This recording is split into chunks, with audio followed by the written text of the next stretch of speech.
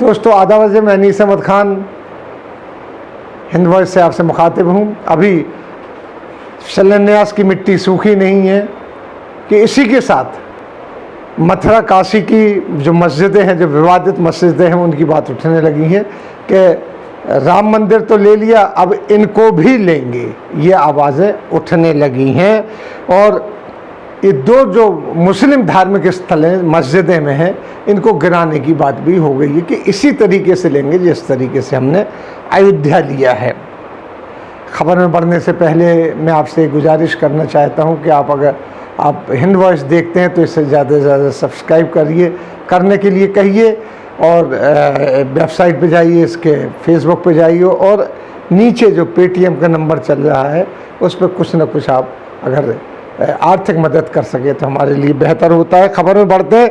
खबर में अयोध्या की बाबरी मस्जिद के ढहाने के बाद उस स्थान पर विशाल राम मंदिर की आधारशिला विश्व के सबसे बड़े प्रजातंत्र के, जिसका संविधान सेकुलर है, उसके प्रधानमंत्री नरेंद्र मोदी द्वारा कर दिया गया।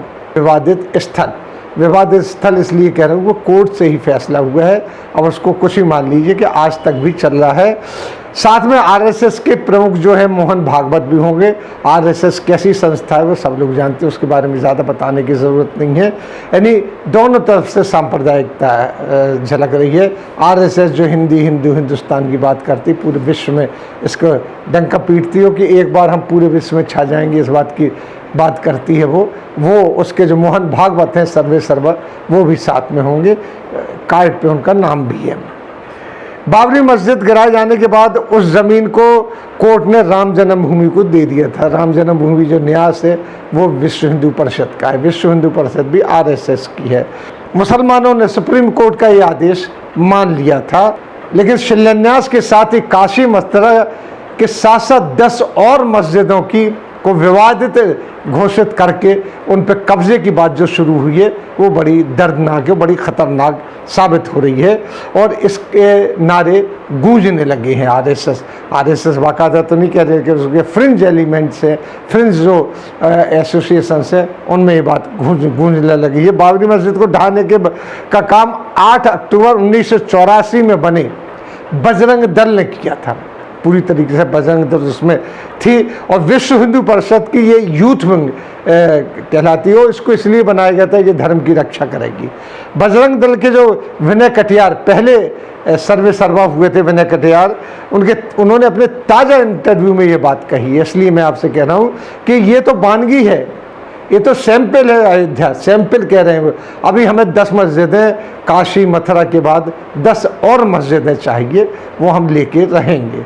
हालांकि और जो जिनके बाद आप विनय कटियार है जो फैजाबाद से 3 बार सांसद रह चुके हैं, 2 बार राज्यसभा से सांसद रह चुके हैं, उनकी ये पोजीशन है। वो जब ये इंटरव्यू देते हैं और ऐसी बातें करते हैं तो उसके ऊपर सोचने के लिए मजबूर होना पड़ता है आदमी को कि कहीं ऐसा ना हो कि ये सही मानों में बात कर रहा हो। वजन तौल के बात होती है। आरएसएस और बीजेपी की पॉलिसी और पूरी राजनीतिक दलों की एक पॉलिसी होती है कि वो खुद नहीं कहते, कहलवाते हैं, फिर रिएक्शन देखते हैं कि उसका रिएक्शन कहता है, फिर एक्शन पे आते हैं। तो हो सकता है ये रिएक्शन देखने के लिए बात कही गई हो, इसका रिएक्शन क्या होता है। और विनय कटियार का ये कहना जो आरएसएस से भी जुड़े हुए हैं, आरएसएस से ही जुड़े हुए हैं, एक अपने आप में एक मायने रखती है, बहुत बड़ा मायने रखता है कि आरएसएस ने अपनी सांप्रदायिक की ज्वाला जो है वो ख़त्म नहीं की। अगर देखें तो शिलान्यास के साथ ही एक बार फिर मुस्लिम विरोधी माहौल बनना शुरू हो गया है। जहाँ विनय कटियार की काशी मथुरा की मस्जिदें लेने की बात है, वहीं ये दावा भी कर रहे हैं कि देश में 3000 मस्जिदें हैं जो विवादित हैं, उनको भी हम लेंगे। अब इसके साथ एक बात, माफ़ कीजिएगा, इसके साथ एक बात और कहते चले कि मुसलमानों के खिलाफ किस तरीके से प्रोपेगेंडा अचानक शुरू हुआ कि 2018 में भारत झुनझुनवाला की किताब थी, उसकी वो अचानक चर्चा में आने लगी है, जिसमें उन्होंने पैगम्बर इब्राहिम को राम का अवतार घोषित किया हुआ है कि वो राम के अवतार हैं। उन्होंने ये घोषित किया गया। उनका जन्म स्थान पटियाला के पास बताया जा रहा है। पैगंबर इब्राहिम से यहूदी, ईसाई और मुसलमान 3 लोग जुड़े हुए, तीनों के धर्म पैगंबर इब्राहिम से निकले हुए माने जाते हैं ना, इब्राहिमिक कल्ट कहा जाता है और इब्राहिमिक इनको संप्रदाय कहा जाता है तीनों को, लेकिन तीनों हैं अलग अलग, लेकिन एक खुदा को मानना, एक पैगंबर आना, ये सारी चीज़ें वो हैं। इनको इब्राहिम से ही इनकी बुनियाद पड़ी थी। इससे साबित होता है कि यहूदिज़्म, क्रिश्चियनिज़्म और इस्लाम ये तीनों इब्राहिमिक काल के हों, तीनों एक दूसरे से जुड़े हुए, लेकिन अब उसको किस तरीके से इब्राहिम को राम माना जा रहा है, ये एक नैरेटिव फैलाया जा रहा है धीरे धीरे, उससे सांप्रदायिकता की आग भड़क सकती है। झुनझुनवाला ने राम का जन्म स्थान, झुनझुनवाला ने, जो भरत झुनझुनवाला, उन्होंने अपनी किताब में राम का जन्म पंजाब में बताया है और एक और जन्म स्थान जोड़ दिया राम के साथ, जबकि अगर रामायण, कई रामायण हैं उनको पढ़ें तो 20 अलग अलग स्थानों पर राम का जन्म दिखाया गया है उनमें, जो कई हैं 20 है। वाल्मीकि रामायण और गोस्वामी तुलसीदास की रामायण के अलावा भी कई रामायण विभिन्न भाषाओं में हैं और बड़े महापुरुषों ने लिखी है, ऋषि मुनियों ने लिखी हैं, वो कही जाती हैं, तो उनमें भी ये चीज़ साफ जाहिर होती है कि राम का जन्म स्थान 20 जगह मौजूद है। भरत झुनझुनवाला की किताब अगर देखें, अब्राहम और राम, ये किताब का नाम है, उसके 111 से लेकर 178 पेज तक उन्होंने इब्राहिम का इसी तरीके से तस्करा किया है, जिक्र किया है इब्राहिम का कि इब्राहिम राम है।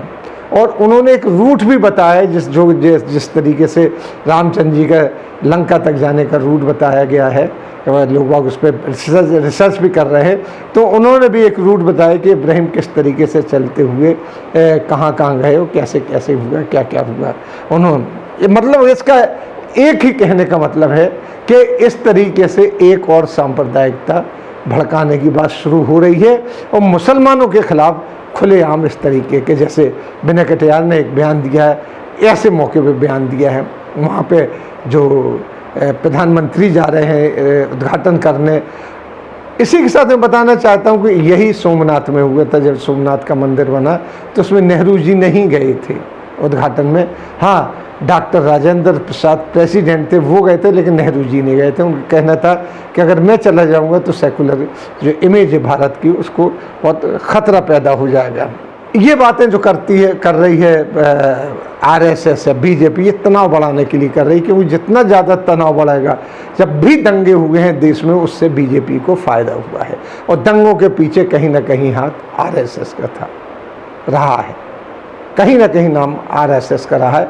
तो ये सब चीज़ें कि एक बड़ा शांतिपूर्ण माहौल चल रहा था, मुसलमानों ने राम जन्मभूमि की जो कोर्ट ने दी थी उसको मान लिया और वहाँ पर शिलान्यास हो रहा, उस वक्त भी कुछ नहीं हुआ, लेकिन अचानक ये कह देना कि हम 3000 मस्जिदें लेंगे, 10 मस्जिदें तो लेने ही हैं, 2 मस्जिदों पे अब फिर से हम कार्रवाई शुरू करेंगे। काशी विश्वनाथ की जो ज्ञानवापी मस्जिद कहलाती है और जो मथुरा का ईदगाह कहलाता है, कहा जाता है कि मथुरा में जो ईदगाह है उसका गर्भगृह के ऊपर बना है, वहाँ कृष्ण जी पैदा हुए थे और वहाँ शिवलिंग, काशी विश्वनाथ का शिवलिंग, विश्व विख्यात शिवलिंग है, उससे जुड़ी हुई है ज्ञानवापी मस्जिद। इस तरीके से नैरेटिव फैलाने का मतलब ये है कि आग सांप्रदायिकता की ठंडी नहीं होने देंगे ये लोग। क्यों? क्योंकि उनको चुनाव लड़ना है, चुनाव जीतना है।